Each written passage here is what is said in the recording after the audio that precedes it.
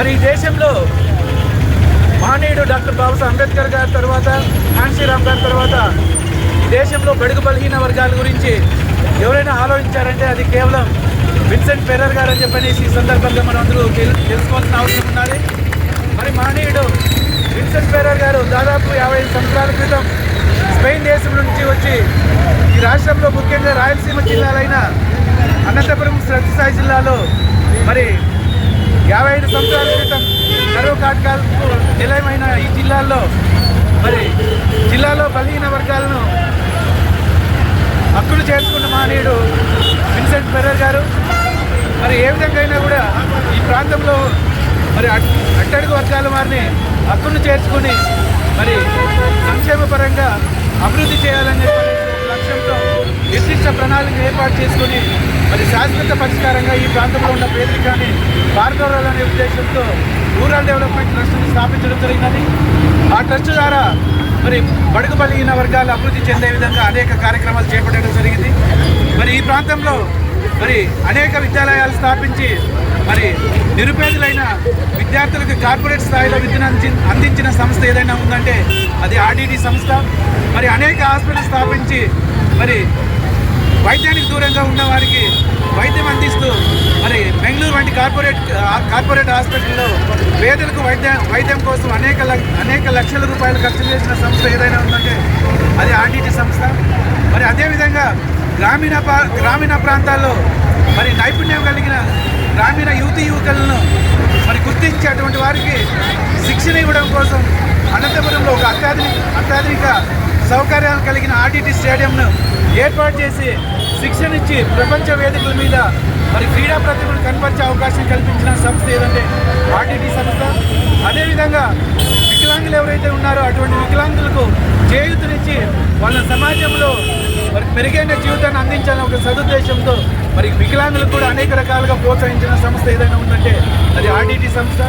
మరి అదేవిధంగా మరి మహిళలు కూడా ఆర్థికంగా అభివృద్ధి చేసి మహిళలు కూడా ఈ సమాజంలో గౌరవం తీసుకురావాలనే ఉద్దేశంతో పొదుపు సంఘాలను ఏర్పాటు చేసి మహిళలను కూడా ఈరోజు సామాజికంగా ఆర్థికంగా అభివృద్ధి చేసి మరి మహిళలకు ఈ సమాజంలో గౌరవం తీసుకొచ్చే సంస్థ ఏదైనా ఉందంటే అది ఆర్డిటి సంస్థ అని చెప్పనేసి ఈ సందర్భంగా మనం ఆర్డిటి సంస్థ గురించి చాలా గొప్పగా చెప్పుకోవాల్సిన అవసరం ఎంతైనా ఉంది.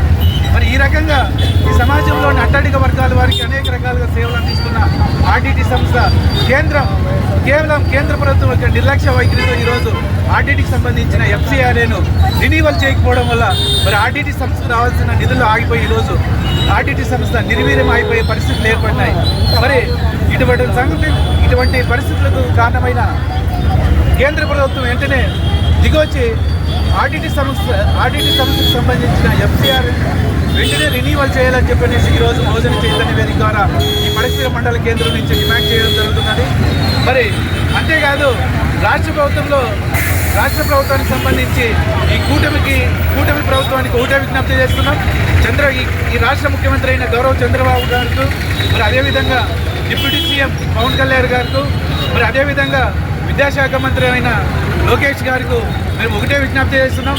మరి ఈ రాష్ట్రంలో మరి ముఖ్యంగా ఈ రాయలసీమ జిల్లాలో అనంతపురం శ్రీ సత్యసాయి జిల్లాలో మరి బడుగు బలహీన వర్గాలు మరి పేదవారు ప్రతి ఒక్క వర్గంలోనూ ఉన్నారు.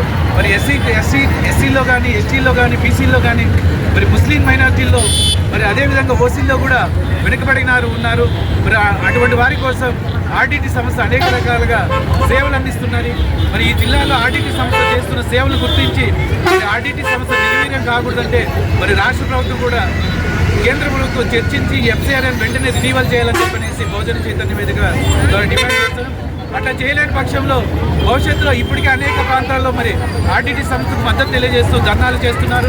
అట్లా చేయలేని పక్షంలో ప్రజాప్రతినిధులను ఎక్కడికక్కడ నిర్బంధం చేస్తూ ప్రభుత్వ కార్యాలయాన్ని ముట్టడిస్తామని చెప్పనేసి ఈ సందర్భంగా బహుజన చైతన్య వేదిక ద్వారా డిమాండ్ చేస్తూ హెచ్చరిస్తూ మరి వీలైన తొందరగా మరి కేంద్ర ప్రభుత్వం ఒక సానుకూలమైన నిర్ణయం తీసుకొని ఆర్డిటిని రక్షించి పేద ప్రజల పట్ల నిజంగా ఒక చిత్తశుద్ధి ఉంటే అది పేదల సంక్షేమం కోసం పేదల అభివృద్ధి కోసం మీరు కట్టబడి ఎఫ్సిఆర్ను వెంటనే రినీవల్ చేస్తారని చెప్పేసి కూడా కేంద్ర ప్రభుత్వాన్ని విజ్ఞప్తి చేస్తూ ఈ అవకాశం కల్పించిన ప్రతి ఒక్కరికి ధన్యవాదాలు తెలియజేస్తూ ఈ కార్యక్రమం పాల్గొన్న మరి మహిళలందరికీ కూడా బహుజన చైతన్య వేదిక ధన్యవాదాలు తెలుసు.